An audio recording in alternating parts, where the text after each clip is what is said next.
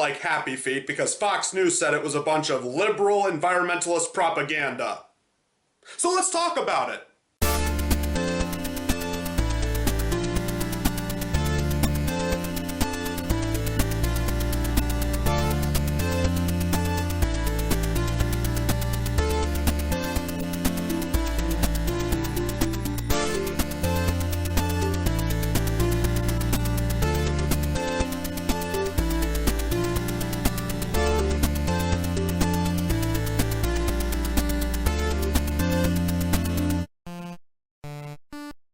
The movie begins with a chalkboard illustration outlining the natural order of animals on Earth. Until the most unlikely of animals broke the chain in a most unusual way. This is his story. It's here where we see two skua birds called Bud and Lou, clearly named after the famous comedy duo Abbott and Costello, highlighting how skua birds steal eggs from penguins for their food, all the while being broken down like John Madden analyzing a game of football. They successfully steal an egg, but of course, Bud sees the penguin baby inside and decides not to eat it, trying to hide it from Lou. Well, at the very least, I can commend them for having a pro-life stance. So, where's the egg? Nowhere. It has to be somewhere. Sometimes. What? My thoughts exactly. There you go, acting strange again. Strange even for you. Well, they are living up to their namesake. They are now doing Abbott and Costello material. The egg then hatches, and of course the two then become the parental figures over the penguin baby. Oh, I see, it all makes perfect sense now. Yeah, when Fox News said that Happy Feet was part of the woke agenda, this is exactly what they were talking about. I thought it was like an animated Inconvenient Truth. I half expected to see an animated version of Al Gore pop up. You know what? I'd like to teach my children how to think for themselves about the issues, including global warming and the environment, instead of having them indoctrinated by some Hollywood director.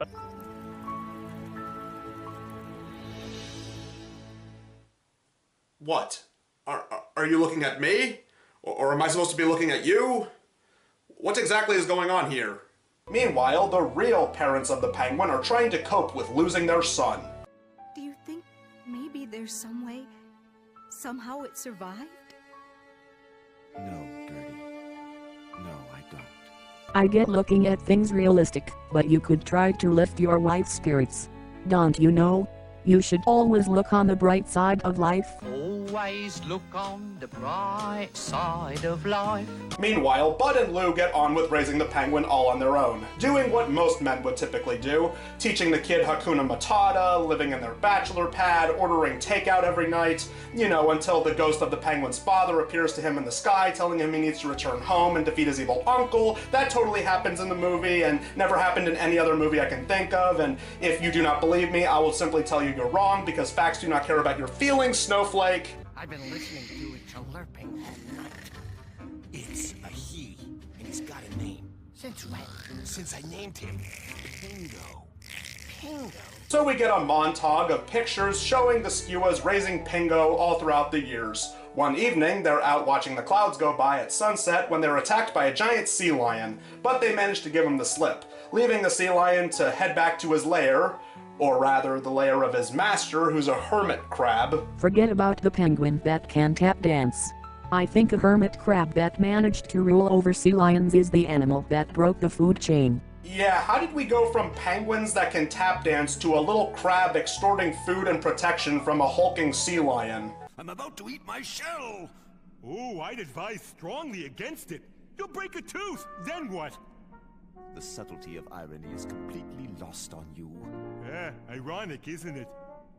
Not ironic, moronic. And for the record, hermit crabs don't have teeth. Hermit crabs also don't talk. Plus, you do seem to have teeth. What is your point? There are places I could pinch that would curl your whiskers. The next time you return empty-handed, you won't be so lucky. It's just that when you say if I return empty-handed, you do realize I don't have any hands, right? I'm not sure if you already knew this, but sea lions also don't talk. So what exactly is your point? Back with Pingo, he reads a book about birds and wants to fly. He asks the skuas when they'll teach him how to fly, but they tell him he can't because he's a penguin. It's science. But that's not enough to stop him. On the count of 3. 1, 2, 3!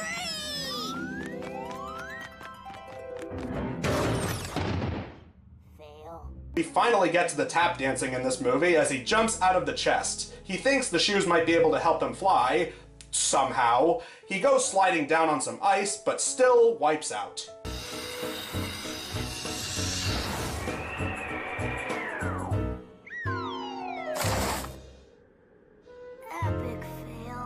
Epic fail, huh? Really showing how early 2010s we are with that vernacular. So with the shoes, he gets back on his feet and discovers that he can tap dance. Soon enough, he is noticed by a female penguin who's quite impressed with his dancing. Hope you don't mind that I was watching. Hey, what's your name anyway? Pingo. Like bingo, with a puh. I'm Bella. Like Bella, with a buh. They go to catch some fish together, but then the sea lion shows up again. But get this, Pingo's tap dancing hurts the ears of the sea lion and causes him to retreat before he can even remotely do anything. I had 2 penguins in my sight! 2? 2! They were mine for the taking. But then the one started tap dancing. Tap dancing. The sound of his shoes clinkety-clank clapping on the ice made my sonar go bonkers! I swear if crustaceans had blood pressure, mine would be going through the roof. Anyway, Bella goes back to tell her penguin colony about the tap dancing penguin who helped save her, and wouldn't you know it, it's the same group of penguins that Pingo's parents belong to. What if maybe that tap dancing penguin is our son? Listen to yourself, Gertie. Tap dancing penguin? And who do you think raised him? Those ruthless little scavengers that snatched him? I knew he'd come! Pingo! Look at him, Ozzy. He even looks like you. They all look like me. Ugh, that's so racist! So Pingo is reunited with his biological parents, but then the crab shows up riding on the sea lion, who is in turn leading a whole charge of sea lions toward their penguin colony. Penguins are beneath you on the food chain. They fear you. You don't fear them. You're below me on the food chain, and I fear you. That's not the point. Why not? Oh! What was that for? For asking too many questions. Now keep marching. Okay, audience, up until now you've probably seen a lot, but I hope you're ready for the really absurd way this movie ends. Pingo goes back to the skuas, who give them silverware, which they in turn convert into tap shoes, so the penguins can use their tap dancing abilities to drive the sea lions away. Bud and Lou pick off the hermit crab, and they all live happily ever after. The end. And that's how it came to be that the most unlikely of animals broke the food chain in a most unusual way. Overall, I actually am quite surprised at this movie. Don't get me wrong, it is certainly not perfect, believe me. When Fox News says a movie is bad, you know that it must be something. But I will say this, at least the movie was short, and the performances weren't terrible, and compared to some other animated films we've talked about on The Captivating Christian, it actually didn't look that bad. At least it wasn't a creepy CGI or AI, whatever it's called, artwork like the front cover made it look, so at least there's that. But still, like I said at the beginning of the video, since this is Happy Feet, and Fox News and Common Sense Media said that it's a bad movie, I automatically have to go with their opinions and act like they're mine as well. So, what? Oh. This wasn't Happy Feet? It was some rip-off movie called Tappy Toes? Oh, great. Long after I said I was done talking about these rip-off movies, they just come back to The Captivating Christian. Oh, sigh. Can never get away from movies like this. Well, geez, how many movies did this company make?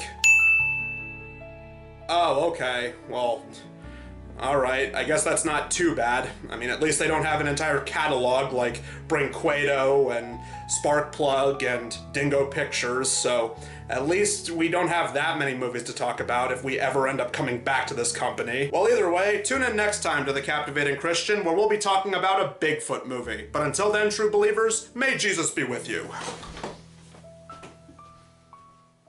Whoa, lucky me!